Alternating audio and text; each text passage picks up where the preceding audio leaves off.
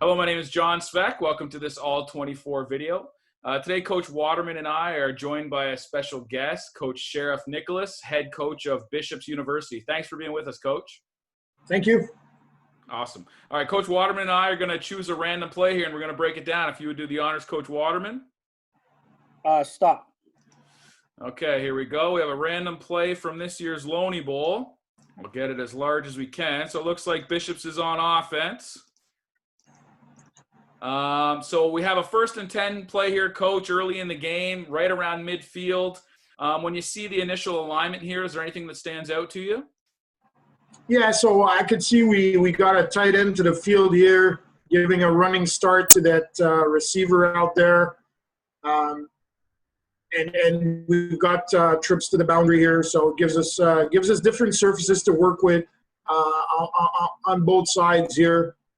Defense they're looking their traditional 4-3 alignment here. The Sam's leveraging the D gap to the tight end side. There have been a few games, like the 2 games we played against them, we ran outside. We ran outside there on that to the tight end side. So I think they're really conscious about keeping that Sam backer over there, rotating the free down, and I think that high half there to the field, he's going to kind of rotate to the middle of the field.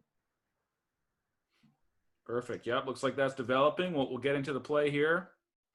Okay, looks like a passing play, and you get a bit of a scramble. And your quarterback. Yeah, it looks like 4 verticals here.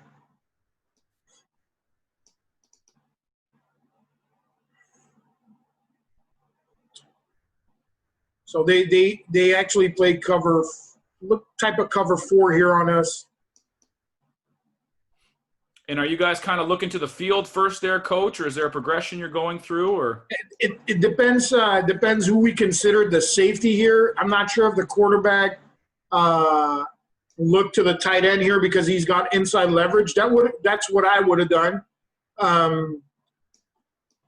But I'll see from the tight where his stripe was. We don't have a stripe, but I could see where he's looking at. 83 was our best player, so we're trying to hit it vertically. We hit this later in the game from a different formation.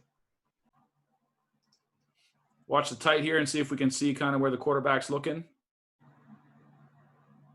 Yeah, he looks to the field.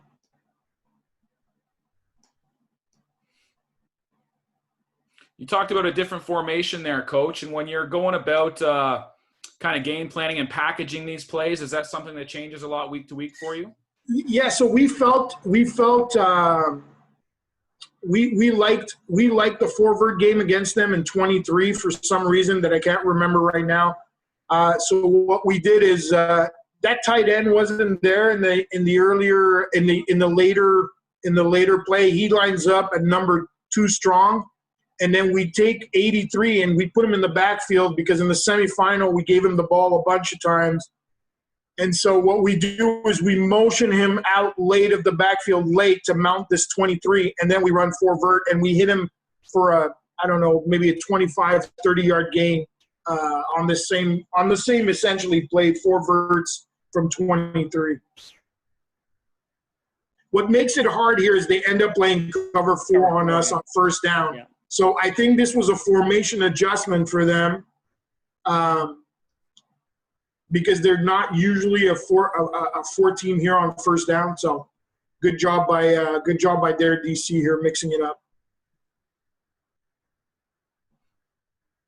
And you mentioned, just as a general comment, Coach, as you're the quarterback coach and the OC, how much do you like to put on that quarterback on game day? Does he have a lot on his plate, or do you try to make things as simple as possible, or what's your philosophy there?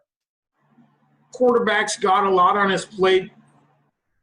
I think in any system, he's touching the ball on every play. He's got to be, he can't take any plays off, even if it's just a handoff. I think he's got some stuff to work out, and I don't think there's a way to really make it – there's a way to make it simpler for the quarterback, but it's never going to be simple. And, Coach, when you approach games and you're thinking about your concepts like the 4-vert play, do you go in and thinking that, okay, I like it out of these 1 or 2 formations and this is sort of how we approach it in preparation, or do you sort of say everything's live? No, we'll go in. You know, I don't go in with tons of plays. That's not the way I've been doing it for a long time. You know, we'll go into a game with the least amount possible of stuff. Sometimes that's more, sometimes that's less. But you know, yeah, if we feel, you know, 4 vert is good, you know, from 23, then it's going to be in the game plan. If we don't feel it's good from 32, it probably won't be in the game plan. I don't know if you follow what I'm saying. Yep. No, exactly, guys. Absolutely. And then just the kind of final look here from the tight, looking at the protection, you get the double one techniques here from the defense. Yeah. They sort it out properly here. The O-line sorts it out properly. The back gets out in the flat. Now, he might have been a good option here at the end of the day. Now, for those who know, number 5 there lining up, he probably chases that down pretty quickly, but that would have been his option versus that cover 4. He should have gone to the flat. Now he's got a guy right in his face. So freshman center on 5th-year senior. Bad things might happen. Awesome. Well, thank you for taking the time, Coach. Fun talking a little bit of football with you. My pleasure. Thanks, Coach.